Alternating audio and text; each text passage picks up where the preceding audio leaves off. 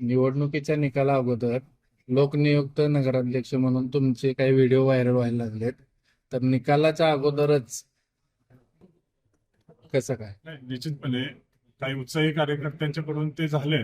संबंधित कार्यकर्त्यांना सुद्धा याबद्दल सूचना दिलेल्या आहेत.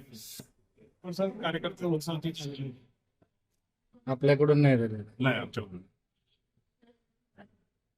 तर आयोगाकडनं जे आता तुमचे म्हणणं आहे की मतमोजणी सरळ व्हावी या संदर्भात यामध्ये लोकशाही हा या देशाचा आत्मा आहे. या लोकशाहीमध्ये या झालेल्या निवडणुका या निश्चितपणे निकोप वातावरणामध्ये पार पडल्यात आणि हा निकाल थोडा तांत्रिक बाबीमुळं 21 तारखेला गेलेला आहे.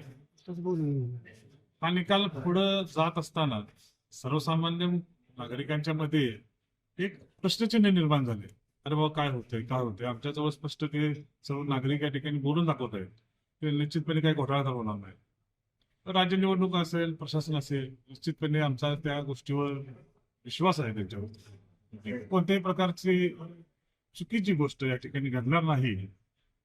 आणि जे काय या शहरामध्ये असेल किंवा महाराष्ट्रामध्ये ही निवडणूक आहे, त्या कोणत्याही चुकीच्या गोष्टीमुळं या ठिकाणी जनतेचा उद्रेक होणार नाही अशा पद्धतीची काळजी ती घेतील. प्रशासनाला निवडणूक आयोग आमचा विश्वास आहे या ठिकाणी. त्यामुळं चुकीचं काय घडणार नाही अशी या ठिकाणी आम्ही अपेक्षा व्यक्त करतो.